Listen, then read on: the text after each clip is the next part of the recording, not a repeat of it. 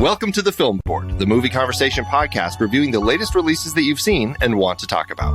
My name is Andy Nelson, host of the Next Reel Film Podcast. On this episode, we're talking about the 8th film in the Conjuring universe, continuing the paranormal adventures of Ed and Lorraine Warren. It's The Conjuring. The Devil Made Me Do It.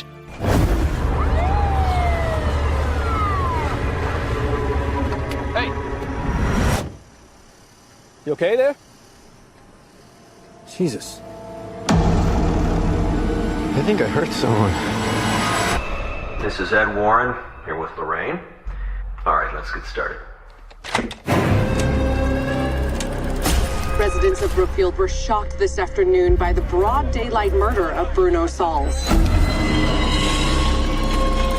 The court accepts the existence of God every time a witness swears to tell the truth.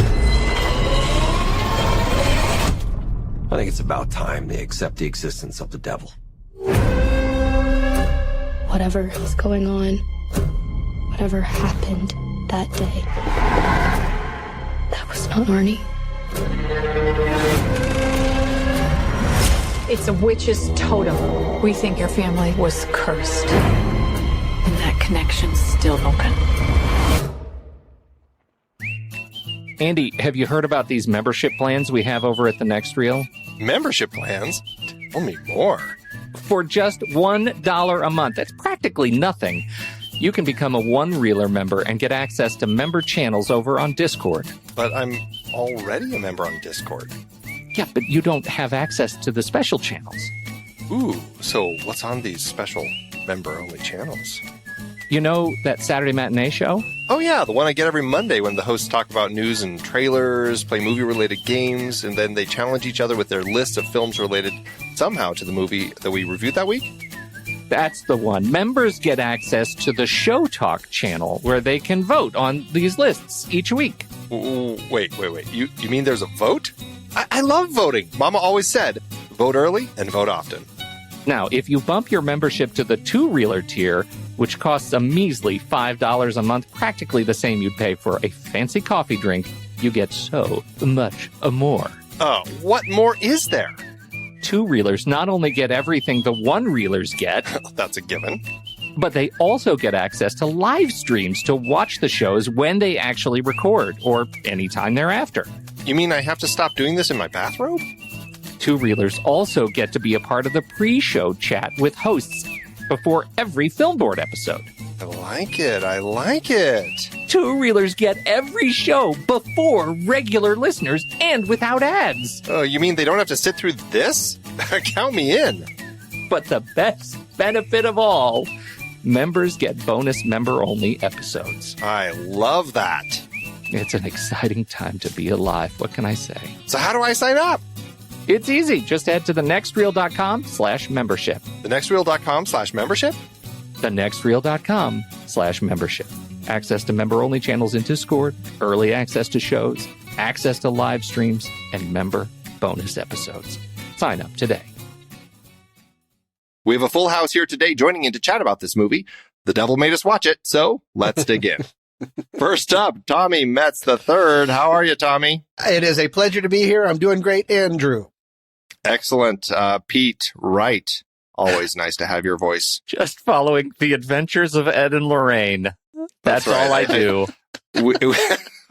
They need some cute music behind that, following their adventures. And I can't wait till the children's animated spinoff, too. That should be fun. That's gross. Oh, yeah. Like maybe Warren babies, like Muppet babies. Why has that not been a thing yet? We'll never know. And from Synapse and The Farsighted, we've got Justin Harlan here to share his thoughts. Welcome, Justin. Hey, everybody. Thanks for having me. Hey, Justin. Thank you so much for joining us. Yes, we are thrilled to have you. And we're going to be talking about The Conjuring. This is the third of the film. It's the 8th of this universe. Let's get our initial thoughts. And as we talk about our initial thoughts, let's also talk about your familiarity with this whole universe and all the other films of it. So, Tommy, let's start you off. Hello. Well, yes, I'm very familiar with the universe. So much so that I actually have conspiracy theories that Insidious is somehow like a sister universe to it, but maybe it's just because all the films look exactly the same. Spoiler alert. I went into this movie really wanting to like it, and it's a movie. I think that they have really, it's interesting what they did. They really deviated from sort of the basic Conjuring and even Annabelle idea of the aesthetic of the movie of just really centering it around one place and really haunted housing it. This was a much more spread open universe. I think, while it had some really great set pieces, for me, the changing of things was to its detriment overall. But we'll see. We'll see. Pete, how about you? Well, I hate these movies, all of them, because of what they do to me. I hate the whole idea of creaks and scratches in my house, and it scares the crap out of me. So these movies, these are my least favorite of horror movies, and I think it is movies like this that made me not watch horror movies for 20 years. Like I realized coming back to, I don't mind people, like brutal vivisection, I don't mind monsters and creatures, I don't mind any of that stuff, but creeping around in the house, the first Conjuring did me in. Like, that was an incredibly effective movie for me. I did not enjoy my experience with it, but for what it was, incredibly effective. I hadn't watched any of these movies. Over the last 2 days, I've watched 5 of them, trying to get caught up. I feel like I know what the universe is all about, and this movie did not live up to the others that I have seen so far, but I really appreciate what they were trying to do. It just was not as effective as I think the rest. So I look forward to digging into some of this stuff with you guys. Excellent. Yeah, I can imagine that your children, when they ask to play the let's close our eyes and clap and play hide and seek. You just stop talking. Stop talking. Right? Shut up. I can't even hear that. Shut up. Yeah, no, I just twitch all the time. It's just I can't look into a dark corner because clapping hands just come out into it. Just jut out into the light. I like the idea of Pete in a fully lit room, but still lighting match after match. Just more light. Justin, what's your familiarity with this universe? First and foremost, I'd like to point out that I'm sorry they scare you so much, Pete. Thank you. However, my 12-year-old, who's been watching these movies since he was 9, these are his favorite movies in the whole world. So, I'm so excited you're here. I'm a horror movie junkie. I like a lot of genre film, a lot of stuff, and this is a series that I really like. For all the glitz and Hollywood of it, it works.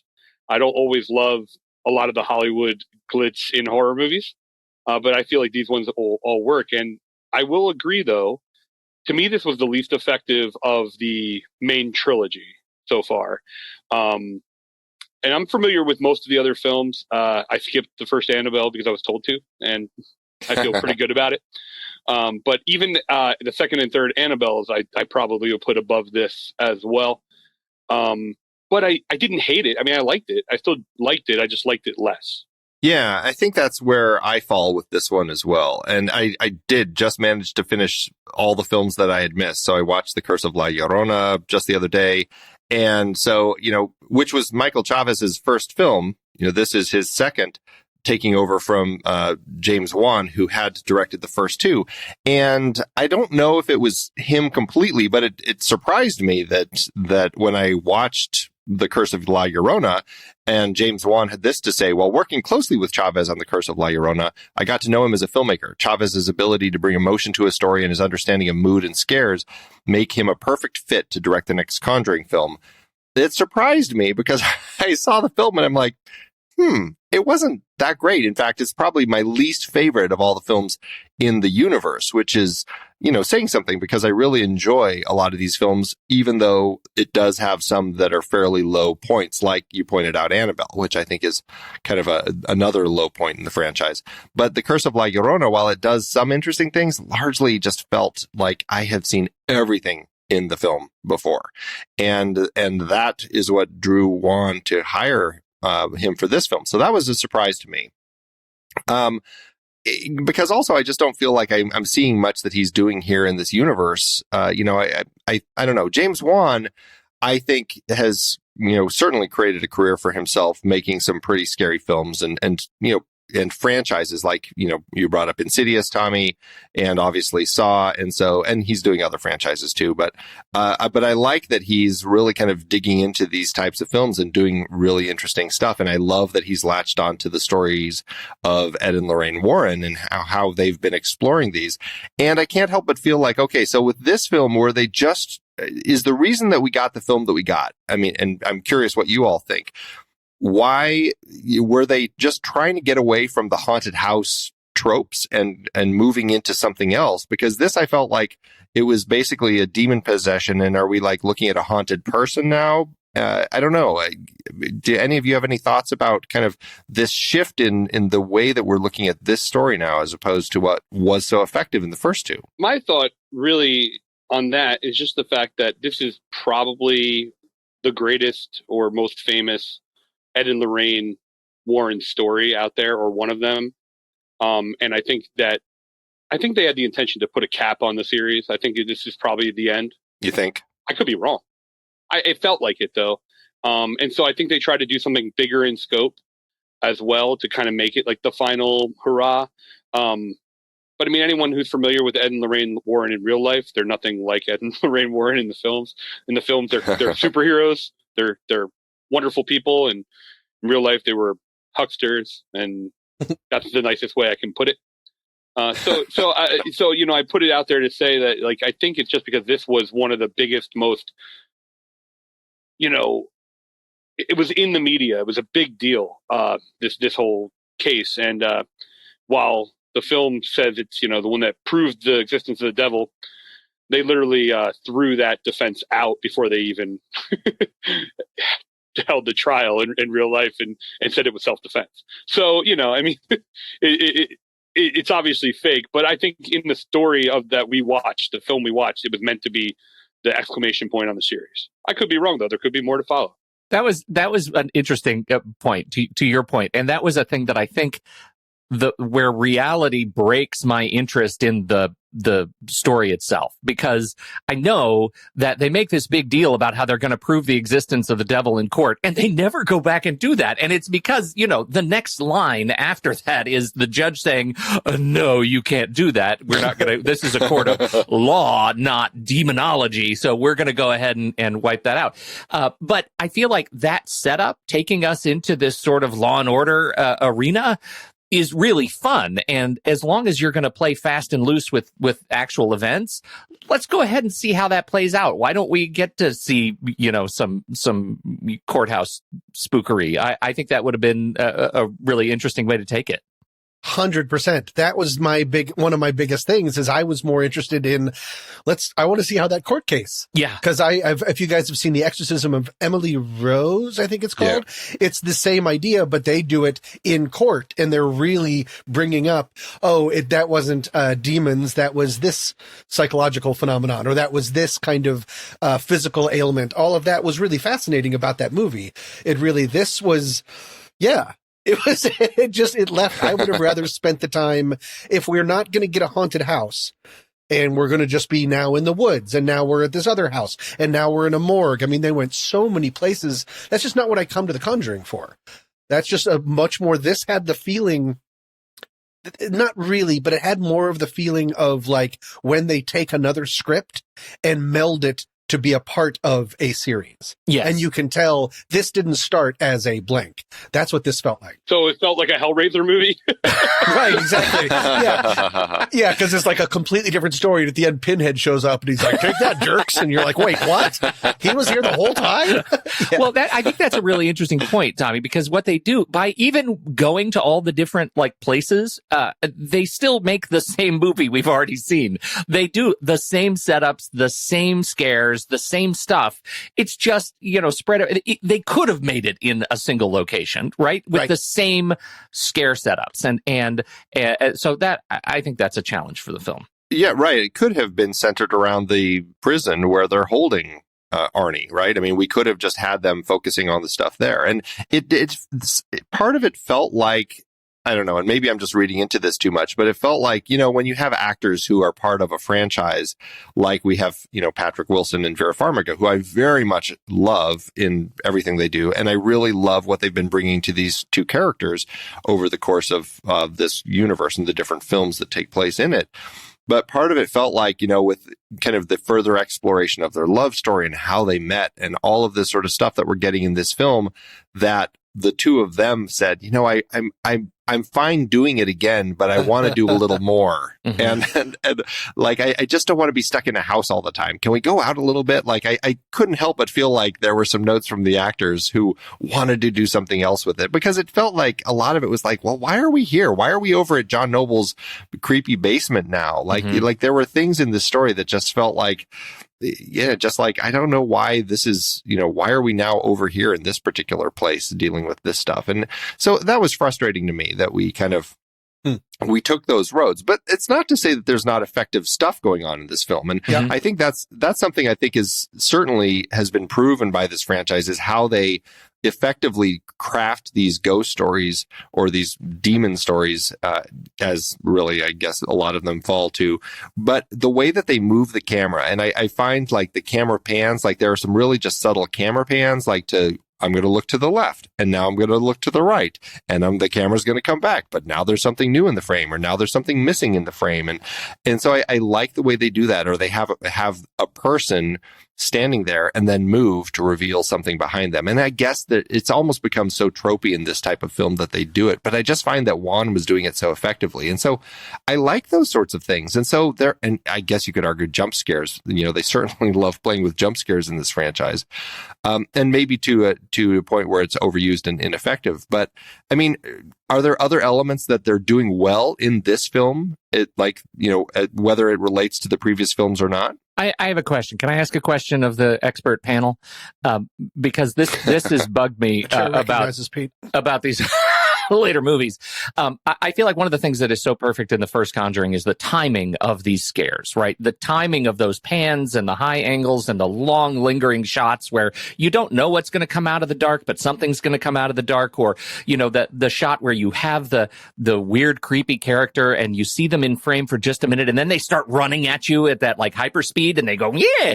That I think works really well in the Conjuring, the first one, and even the second one. In the spin-off movies and in this movie, it doesn't to me. I think the timing of the scares is off. You stay on, like there's the example that I have right in mind. There's the where the girl is standing across the hall in the other room and then turns into the old creepy woman as she runs across and blows the stuff in her face. And but you stay on the girl too long. It's like, it sucks all of the intensity out of it because I know exactly what's about to happen and I'm just not, it's not effective. So a lot of the scares in this movie I found were less intense. They'd been ramped down from the movies prior. Yeah, it felt very much like it should not have been an R-rated movie. I actually feel that about most of the series. It's was it? Yeah. All three of the Conjuring films are R. Actually, all the spin-offs are too. I think the Nun might be PG-13 and La Llorona too. I just said that completely incorrectly. I can't pronounce Spanish words at all. But I say that to say, like, the first one got rated R because the test audience was so scared that they actually gave it a higher rating. Wow. And they just stuck with that rating since. And the first one is legit. I mean, the first two even, because I saw the second one first, so it's actually scarier to me, but only because they're very similar movies. Very similar. And the first one I saw first hit me harder. But that said, the first two movies, I think are legitimately scary. I think you're right. I don't think there's a lot of real scares in this movie. Like, I think they attempt the same things, but they don't do them as well. So they don't really hit.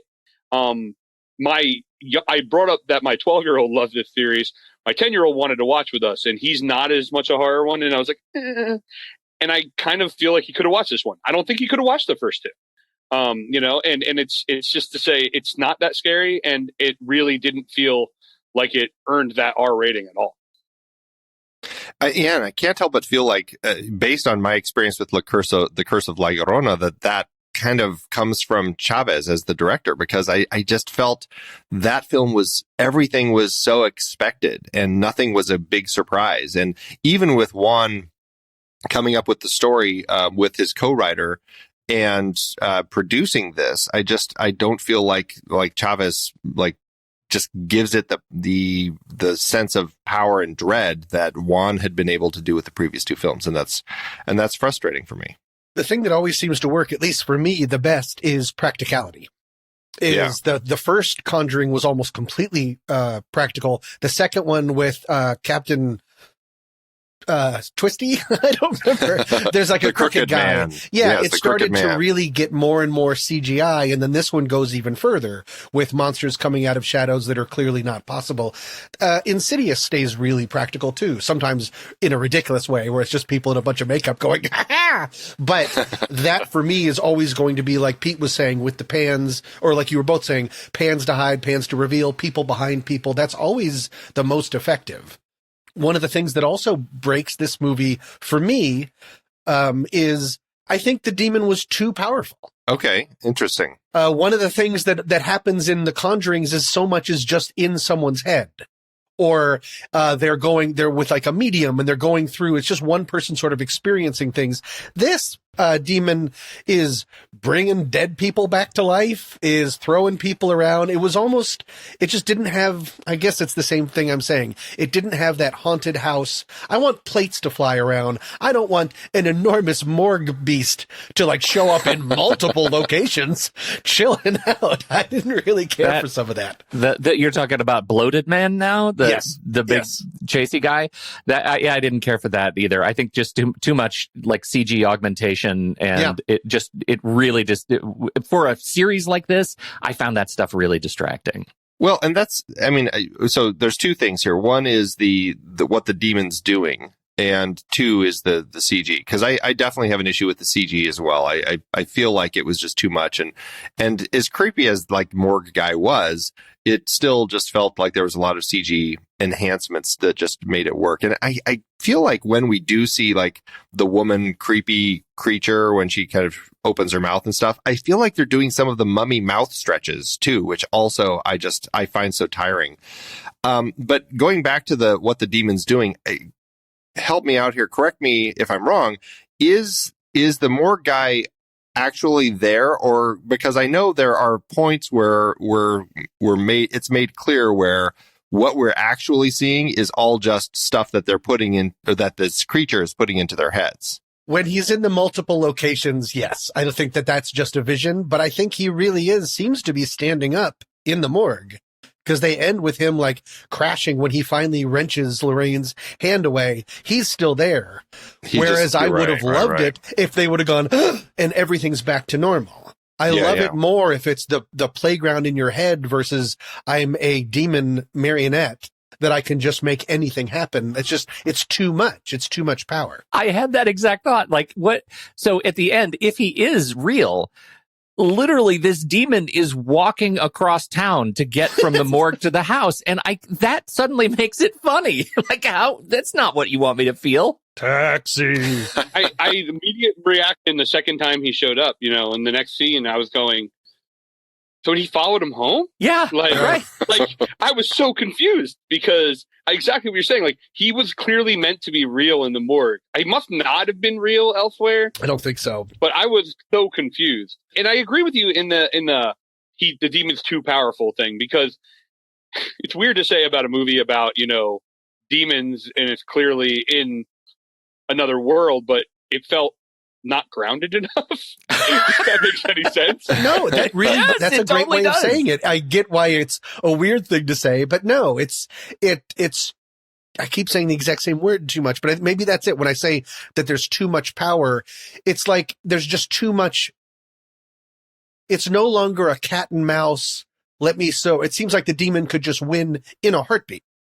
I'm unable to suspend my disbelief anymore. Like it's so powerful that it's like, nope, not going to happen. Not real. Right. My opinion is that they've ramped this series up to this point where they're integrating this particular story in, which, as we pointed out, was a real trial of this kid who was demon possessed and the trial whole thing was the devil made me do it, kill this guy.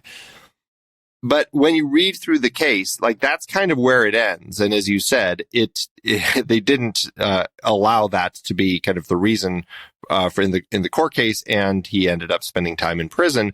All of the stuff with the other former priest, John Noble's character, who lives in the creepy house by the river, and his daughter, the occultist, that all like seems to be completely made up for this particular story. And I think that's where for me, the issues end up coming, because it felt like they tried to make something up that just seems so far-fetched and so big.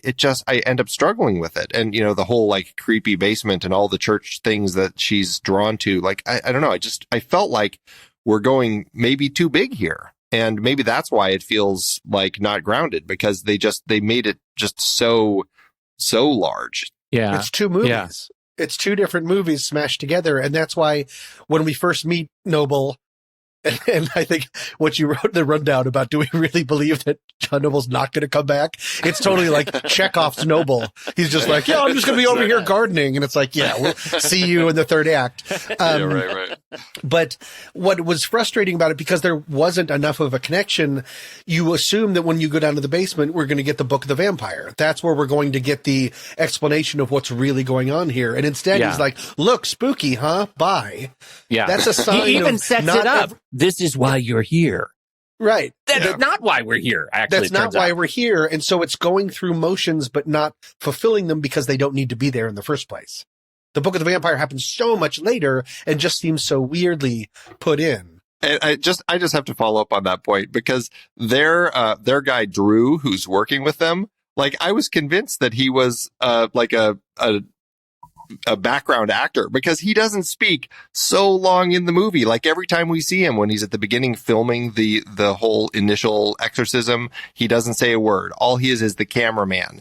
And like even later, but he's in all three. But no, I've always assumed he's someone's nephew. Yeah, because it's like he doesn't say a single thing until all of a sudden that third act twist, he's like, oh, by the way, I found this book. And I'm like, oh, you're going to talk now? You've been like mute all the way up to this point. It was just, that was strangely constructed in the script. I guess that was my issue with it. Well, I think we've nailed it. That there's too much story that they put in here for one single good movie. Like they're just, I think, seeds of what could have been really fun, scary movies. And they, in playing fast and loose with the real true story, they removed the context that made the original, like the other two movies, better. And so I struggle a lot with that. It just does. It no longer makes any good sense. Along that same kind of thought of the opening, the cold open with young Luke from Haunting of Hill House is really effective. I thought that was outstanding, and unfortunately it set a promise for a movie that was not able to, because I just wanted to stick in that house.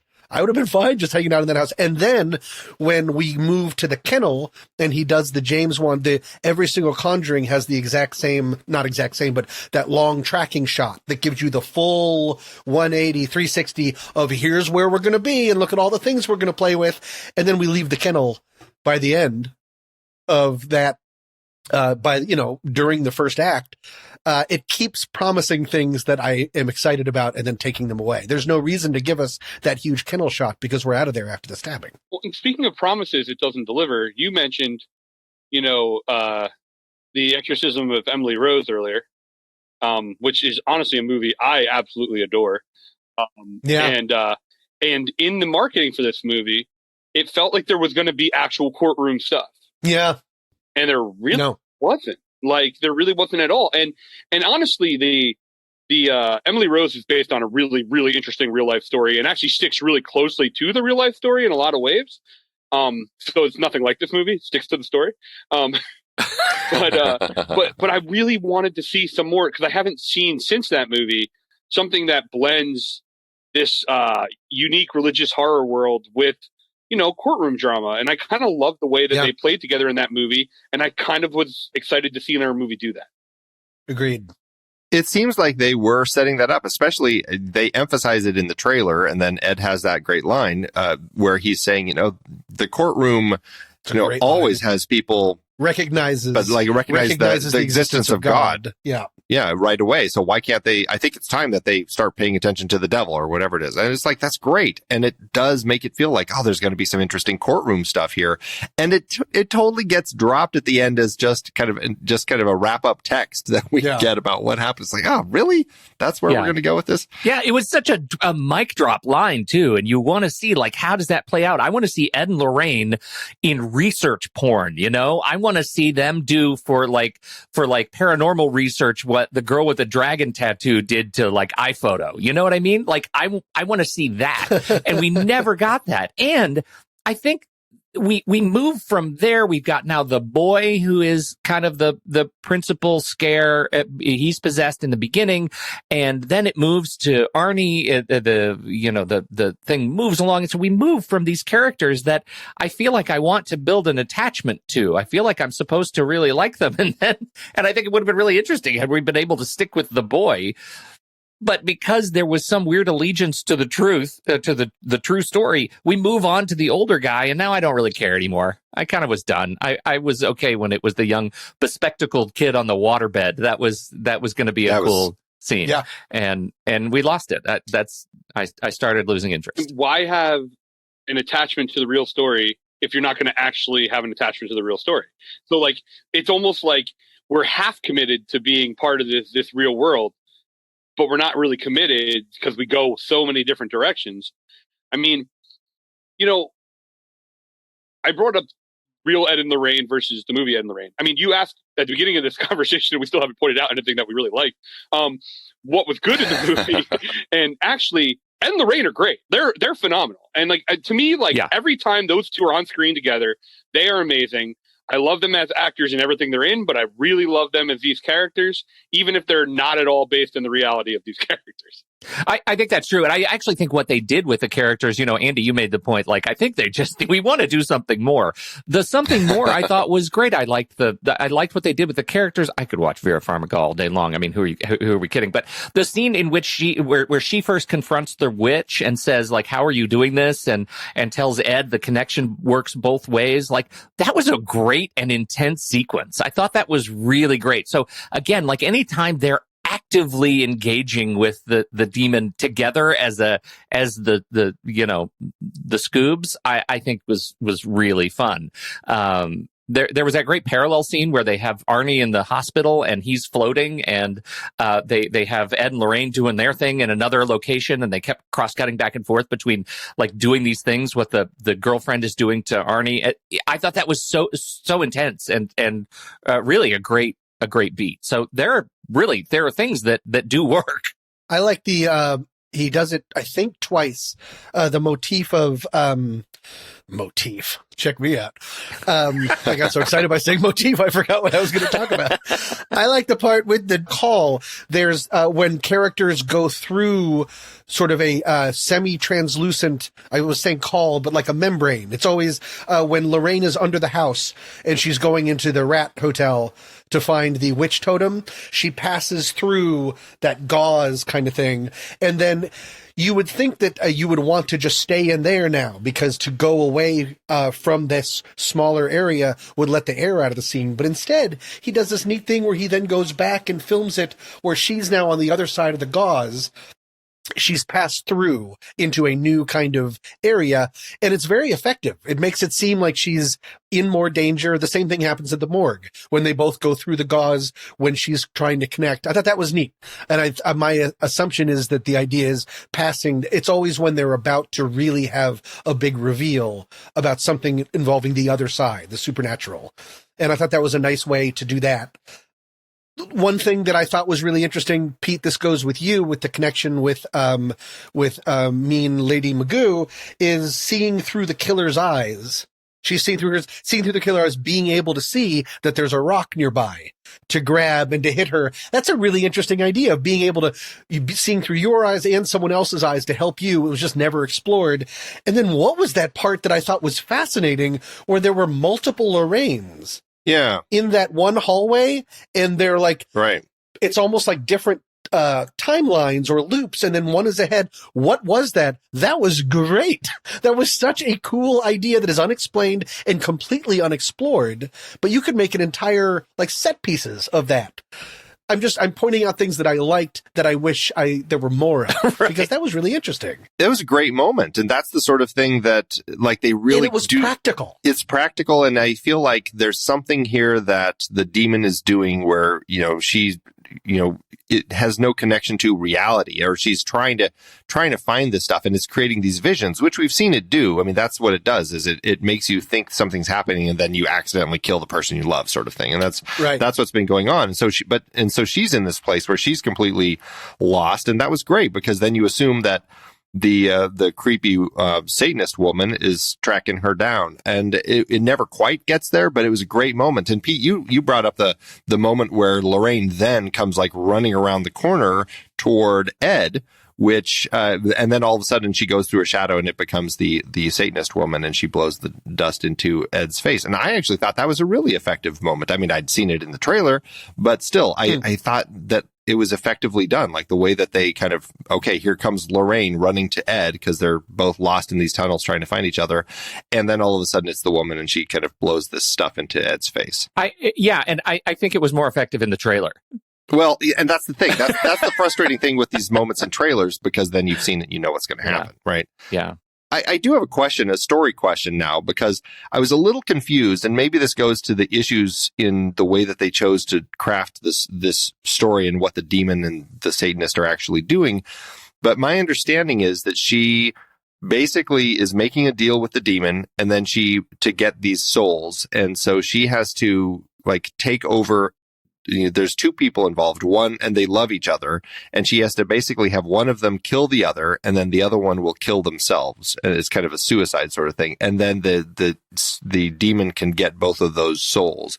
And she seems to be doing it over and over again. She did it with the two girls in the forest. She did it with, and then I guess this is where I start getting confused, because then she takes over the kid, and I wasn't sure who the other person was. I guess just because Arnie agrees to take over the possession of the demon. Like, I wasn't sure what was going on there. But then in the middle of, like, this one... Wasn't it Ed? No. Well... Because she says, "I'm going to stop your heart, old man," and is when he's sitting on top of him, and it was Arnie who pulled him off, and that's when Arnie made the trade? I didn't think that Ed was the person, like, that would have been the second in that pairing. Like, it would have been maybe the boy and his parent or something. Yeah. Well, it was, because he comes out and runs and stabs his dad. So I guess maybe that would have been who he was going to kill if he had been able to and wasn't stopped. But then in the middle of this one, before they ever allow that I don't know, demonic pact to finish, because I assume that one has to finish before the other one starts. Then all of a sudden it does seem like now she's started up a new one where she's put the totem in the Warren's house, and now Ed and Lorraine, she's after them too. So now she's got, like, two things going on at the same time. And I guess I got a little confused about the story and how all of this was going on, together. Because I don't know how much satisfaction the demon needs, but it seems like now the demon needs two souls. Yeah, so many souls. Well, yeah, and that was actually one of my notes. What the hell is actually going on here during the climax of the movie? I couldn't figure it out anymore. I'd kind of let it go. But they, I do think that they, part of the reason that I was able to hang on, even with that question, what is going on here, was because it did look good. Like the climax of the movie, the final sequence, the super slow-mo of the breaking of the table. I thought all of that destruction actually looked really cool. And that whole sledge happy sequence when Ed is, like, hammering away at everything, I thought that was engaging. It kept my interest. Yeah, I mean, it's entertaining, and that's what I love about it, is, like, I can watch this stuff all day. Like, I have so much fun watching the movie. I have issues with it, but I still have fun with it, and they do a great job with it. Yeah. Completely in agreement with how the ending looked cool, but I'm not exactly sure what happened. I mean, maybe upon future revisiting, I'll understand it a little clearer. But yeah, there was a lot of back and forth that threw me off on exactly what was going on. But I did think the spectacle of it worked. I thought the visuals worked. I thought the CG that was present towards the end all worked. Didn't look like bad CG like some of the stuff in the earlier in the film does. I mean, I wouldn't say any of it is bad CG. It's just sometimes some of it's very, like you said before, clearly not real. And it breaks that a little bit. But in the end, it doesn't feel that way. It all works. But I don't exactly know. Like if someone were to tell me, hey, I just need you to explain the end of the movie, I'd be like, no, I'm not going to bother. You just watch it. Not going to do that. I won't. Yeah. I think that's really interesting too. I did write down, like, they're really leaning into the clicky body transformations, you know, when they did that in the first movie a little bit, where you, and then they did it in the second. They do it in all the movies, and they do it more and more in every movie. There's always something that click, click, click, and turns into that really tall actor. I can't remember his name, but anyway, like, they do that. And I feel like that's one of those things that was so effective because it was used in a limited fashion. And now it's just like, oh, when are they going to do the clicky body transformation? I was kind of done with that, but I think that's the point for me in a movie that made its, that really cut its teeth on practicality. Introducing all of these CG effects really stand out so much more. Much more. And I'm very pro CG. Like, I love great big, CG stuff. But it's a high jump, low ceiling in this movie for me. Pretzel Boy in the beginning, though, was effective. That's what I was going to say. Like, there were times where the CG was really effective, and it's when they're twisting, any of the body twisting stuff like that all worked.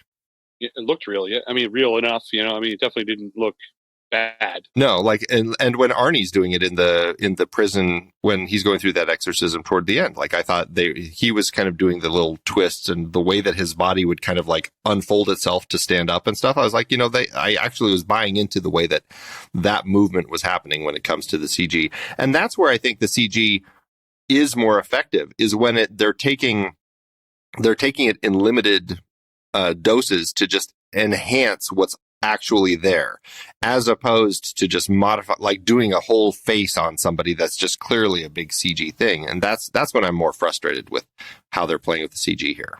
You mentioned the scene at the end, towards the end with the exorcism in the prison. That just put a thought in my head. I see earlier in your notes you mentioned The Exorcist, and we didn't even talk about that here yet, but that there were some nods to the original Exorcist early on in the film. I thought that was a nod to Exorcist 3. A lot of the staging of how they did some of the jail exorcism. Maybe it's just because I'm a big Exorcist 3 fan. I am too, Justin. Yeah. That's my favorite of the Exorcists. Yeah. Me too. It's the most fun by all means. Yeah. But some of the staging in that scene reminded me a little bit of the prison exorcism towards the end of Exorcist 3. And I just threw that out there to say I'm almost certain there's an influence there. That's interesting because I haven't seen The Exorcist 3, which apparently I need to see. But I really did enjoy, even though, it was just clearly just a nod, but just that shot of the house at night with the priest standing in front of it and everything. Right. I'm like, okay, I like the whole thing, getting out of the cab and Yeah. So there's definitely creative elements that they're using to kind of pay those sorts of things off. But, because I felt the prison exorcism could have used a little more, and maybe it was just because the priest clearly, like, he's the church, or, he's the prison priest and doesn't necessarily deal in exorcisms. And that actually, for me, made it kind of funny because he clearly was just like, I have no idea how to deal with this thing as it starts really happening. So I kind of thought that was pretty funny. Demon, I command you to quit it. Please. Bad demon, come on. Well, and that leads to something that I've been thinking about a lot as I've been watching all of these movies, which is the idiot skeptic trope. And one of the things that I like about the first two Conjuring movies is that they're lighter on the idiot skeptic, right? They're lighter on and I think that's really nice in these movies because it's so tiresome when you have the character who just straight up doesn't believe what's going on. And there's more in 2 because you have not Famke Janssen, Franca Potente, her character who is just literally only exists in the movie to be a pain in the butt at the restaurant. Like, nobody believes you. You should go home. We need to get you out of the house. And then she's never brought back in the movie again. And so what I want when I have the idiot skeptic is I want them to learn a lesson. If you're going to give me a trope like that, you need to give me a tropey vengeance lesson. Like, I need the cop who says, I just want to know what she's capable of. I need him to learn a really clear lesson at the end of the movie. And I feel like it was just sort of a mechanical, we're going to insert this as an act 2 complication, and we don't really care. It's just the lowest of the low-hanging fruit that we can possibly throw into the movie to get us back to the possession part. And I think the cop, all he says is like, well, I couldn't have done it without you. And that's the end. Like, cool, good story. Yeah. All right. Yeah. It's just unresolved, and I didn't care for it. I thought the turnaround with the lawyer was funny and satisfying. You've seen that that joke structure over and over again, but for her to say, show me what you got. Yeah. And then the pre-lap of the and she is visibly shaken in the courtroom. I thought that, I was like, oh, fun. I was like, this movie's going to have fun. And then it forgot to. It forgot. Yeah, you're right. You know, I didn't mind, though, with the cop, just going back to your point on that, Pete, I didn't mind that they actually did bring it around in the end, if for no other reason, just to show the cop at like a little grave site for the girl who had died. Like, I was like, okay, well, that was an interesting callback to just kind of include. They didn't need to include that, but for me, that actually made me more glad that was there, just as far as that whole part of the story. I want to talk about this is a trope, Pete, that we have talked about on the next reel on our other podcast. It is a particular trope that I think we called out when we were watching Indiana Jones and the Last Crusade. And it is a trope that the Indiana Jones films use regularly. And it's a trope where if the camera does not see something, it does not exist in the film until that thing is there. And it was in the trailer, and it drives me nuts because it's just such a, I don't know, it's so poorly put together. But we start with the back of Arnie as he's walking down the street. This is immediately after the murder. And we see him walking down the street from behind. We see a police car coming toward him, pass him, and stop. And the cop gets out and says, "What's wrong, son?" And Arnie turns around and says, "I think I hurt someone." And then the camera pans down to reveal he's covered in blood. His hands are covered in blood. And the cop looks down and visibly is surprised, like, "Oh my God, like, you didn't see that when you were driving up or when you first turned around?" I just have to say, that was an element of filmmaking that I found pretty ineffective, the way that it is put together. Did anyone else notice that at all? Absolutely.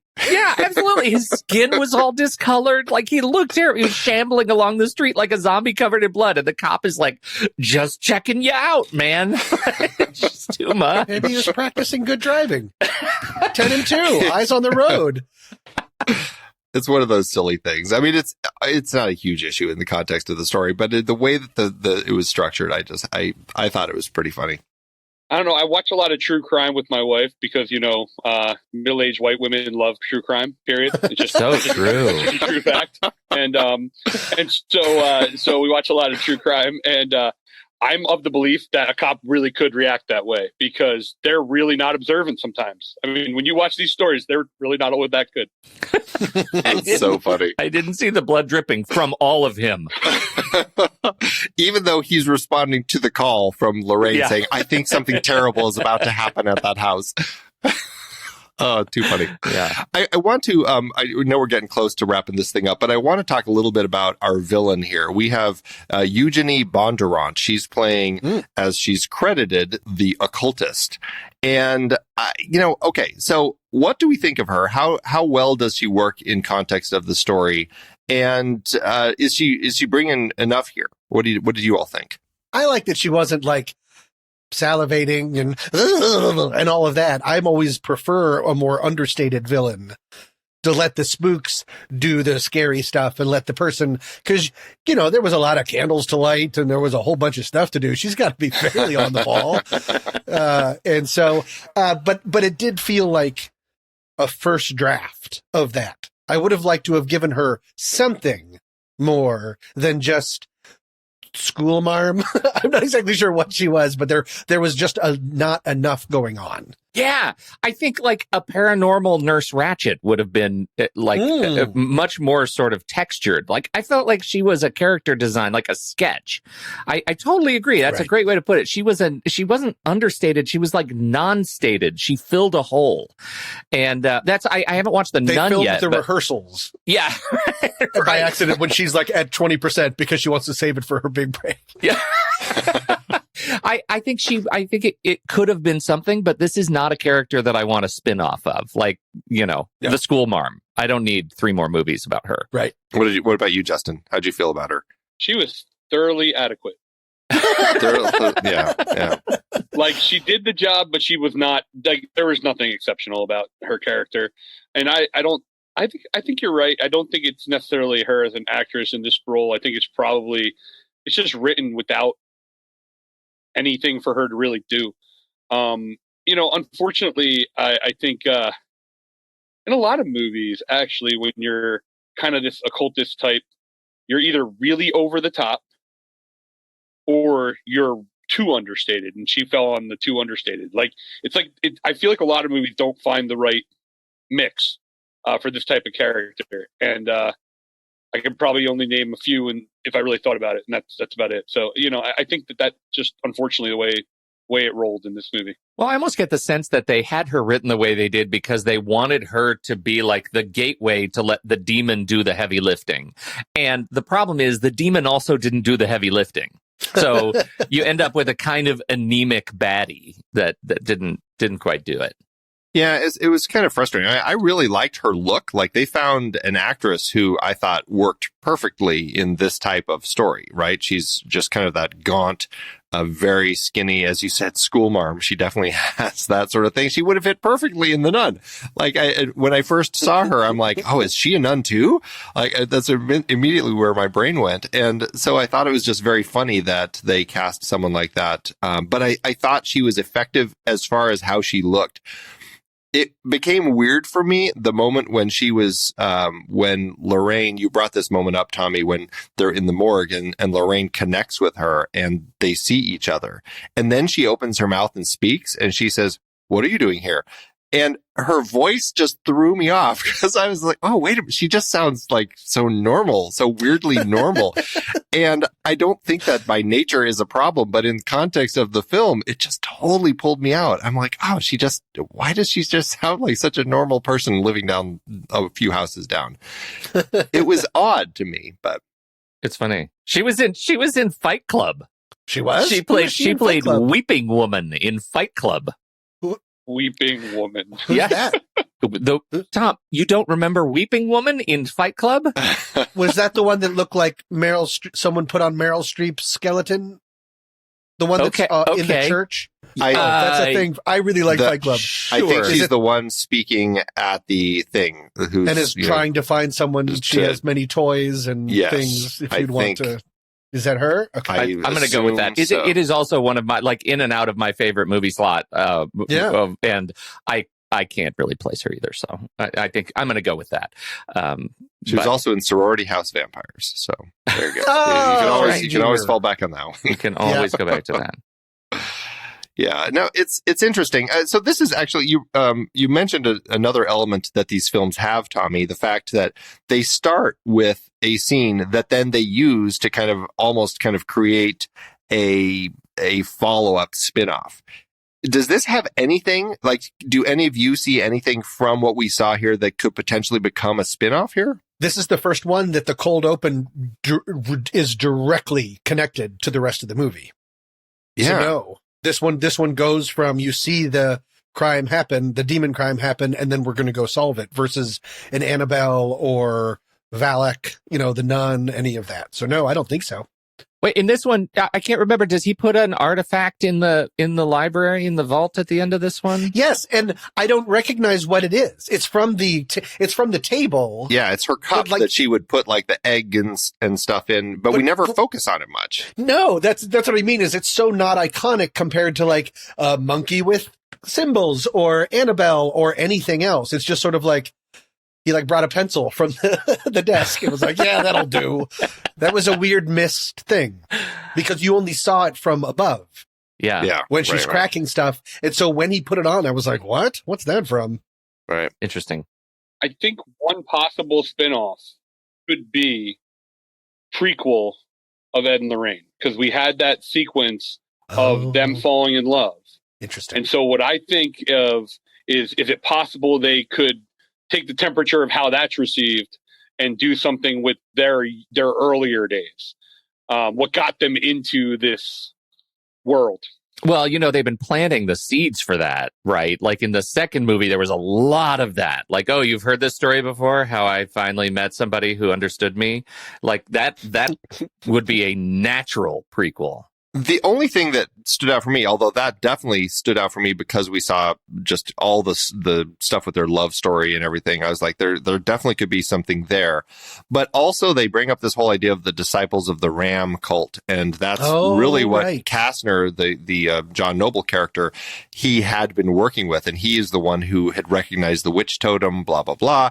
And so I'm like, okay, well, maybe that's what they're doing. And maybe that's why he seemed kind of just so awkwardly stuck into the movie, because maybe they were like, oh, this will be a good spin-off here as we can kind of do his story dealing with this cult, the Disciples of the Ram story. That's a good thought. I forgot about that. That's quite possible. I mean, especially when we're talking about why was he even really there? Well, that might be why he was even really there, Yeah. It might be to plant the seeds for the future. Yeah. Exactly. Yeah. Well, and John Noble, I mean, come on. I would watch a de-aged John Noble if he goes full Denethor in a Ram movie. That was like a bloomin' onion of movie references right there. Yeah, I apologize. I got lost at some point. There was like an off-ramp. Well, yeah, I mean, it's interesting. I'll be curious to see what they decide to do here. I'll be curious to see how the Conjuring universe continues. I mean, I feel like they've kind of wrapped up the Annabelle movies. This feels, as you were saying, Justin, it feels like they're kind of wrapping up the Conjuring movies. I know they're making another Nun movie. Oh boy. I don't know if I haven't heard anything about any follow-ups to La Llorona. I did hear for a while that they were talking about a Crooked Man movie, but I think that got waylaid with this or La Llorona. So I don't know if they're going to continue, and if so, in what direction. But I know that James Wan has said, there are hundreds of stories that Ed and Lorraine Warren have been involved in. They could easily jump into some. Amityville was a big one of theirs, but I don't think, I feel like that franchise had kind of taken care of it on its own. So I'm really curious to see what they do. And, it wasn't a perfect film.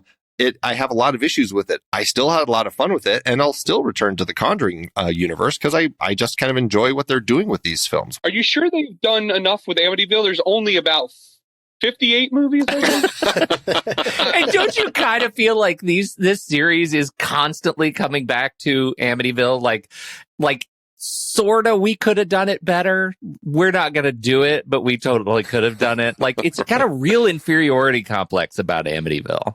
100% agreed. 100% agreed. I still had fun. It's more of my disappointment is the fact that it is a Conjuring movie. If it wasn't a Conjuring movie and was just its own thing, I would have been able to put aside a lot more of these quibbles. But it still had some really great practical stuff. The acting was really good. I also think it has one of the stupidest titles I've ever heard.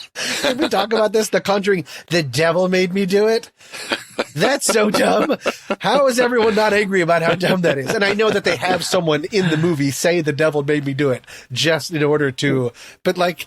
Well, it's also the case itself has become known in popular legal culture as the devil made me do it case. Oh, it has? That's a legit thing. Yeah.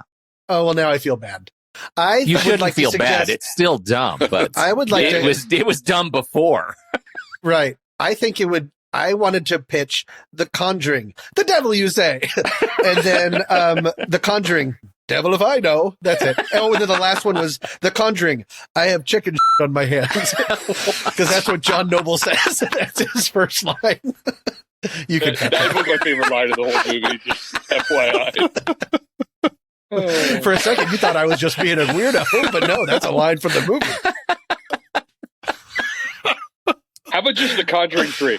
There you go. I think, yeah, Still Conjuring. Why mess still Conjuring? A good point about if it wasn't an actual Conjuring film, because Annabelle Comes Home essentially is an Ed and Lorraine story. It's just more focusing on their daughter, but but they're there, and so if this was kind of like that, I think I would have enjoyed it more. It was just in the Conjuring universe. Yeah, right, exactly. Yeah. So weird. Well, let's give our star ratings for this one. Over on letterboxd.com, you can rank this out of 5 stars and give it a heart. So where would all of you sit with this? Tommy, let's start with you. Yeah, I have to grade it as a Conjuring movie. And so with that, I'll say 2.5, but a heart. Okay. I did like it, and I will probably watch parts of it again. Thanks, all right. HBO Max. Yep. Exactly, right? Pete, how about you? Oh man, I don't know. I feel like I'm coming to. I haven't given any of these movies a heart. I just don't. They're just not my Peter. style. I know, but I'm coming around to it. I think I'm coming around to it. Like anything, the amygdala can be trained, and I'm doing okay. So it was not as good as 1 and 2. I think I'm in that 2.5 star range too. It's a middle of the road movie for me, and I'm not there with a heart yet. But maybe it'll get a rewatch. I got to watch the rest of them first. La Llorona, I'm gunning for you. There you go. Justin, how about you? So I typically never use the heart function, so I don't even know whether or not I'd give it a heart. I don't know. I'm iffy about the heart thing. I don't know. So I'm gonna abstain from whether or not I'd heart it.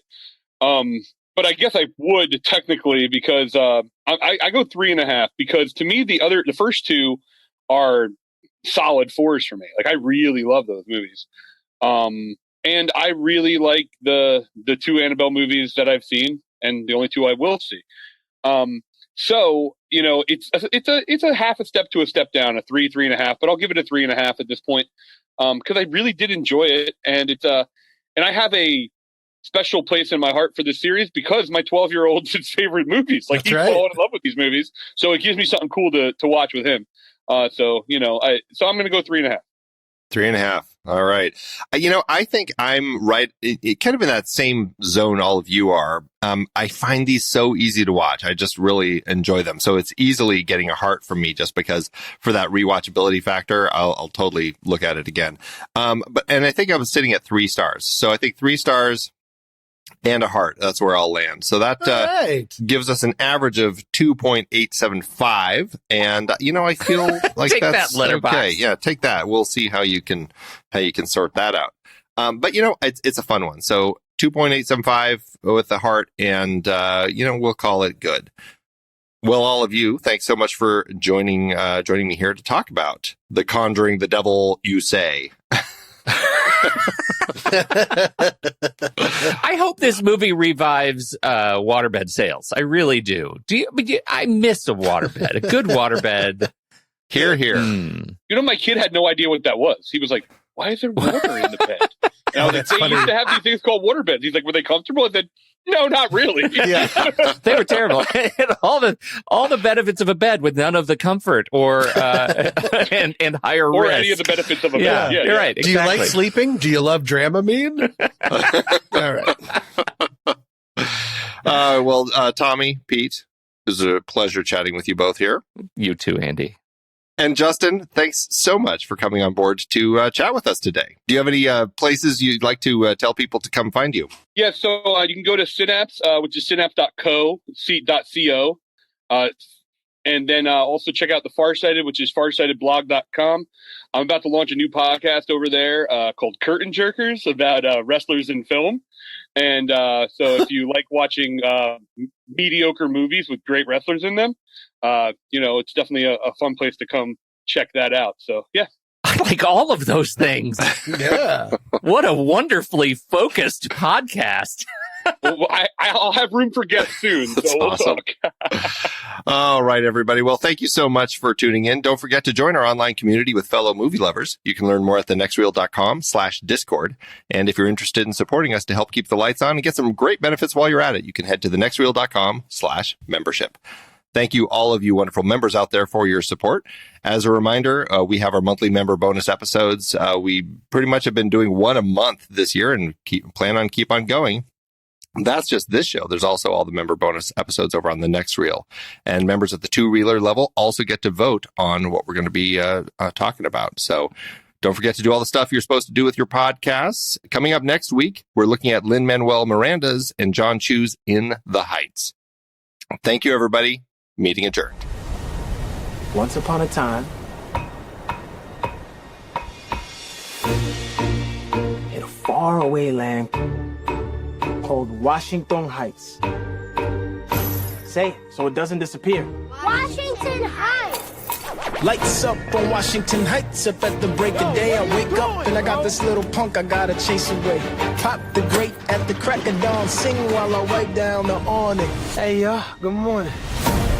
Ice cold piragua, cherry, strawberry, and just for today, I got my mate. Story of a block that was disappearing. The genius is back! Yo, here's your chance. Ask her out right now. Hey! There's something on your shirt.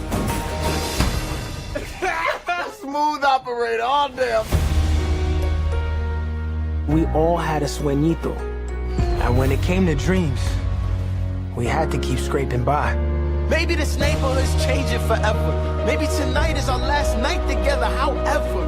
I just want to see the whole world through her eyes. They're talking about kicking out all the dreamers. It's time to make some noise. We had to assert our dignity in small ways. Little details that tell the world we are not invisible. This is the moment when you do better than me. Because you can see a future that I can't. But we go, we rap for people, and let me go! You made all of this? This is me. They used to say, if you work hard, you live by the rules, the money will come, the things will come. You ready? I've been saving up all my pennies in my piggy bank for this day. Today's all we got, so we cannot stop. This is our block. In the heights, I hang my flag on display. Cheers. It reminds me that I came from miles away. This is crazy. The best days of my life. And I built my little dream, my sueñito. In the heights, the late nights, you taste beans and here. In Washington Heights. Under the street lights, we're taking the flight to a couple of days in the life for what it's like in Washington Heights.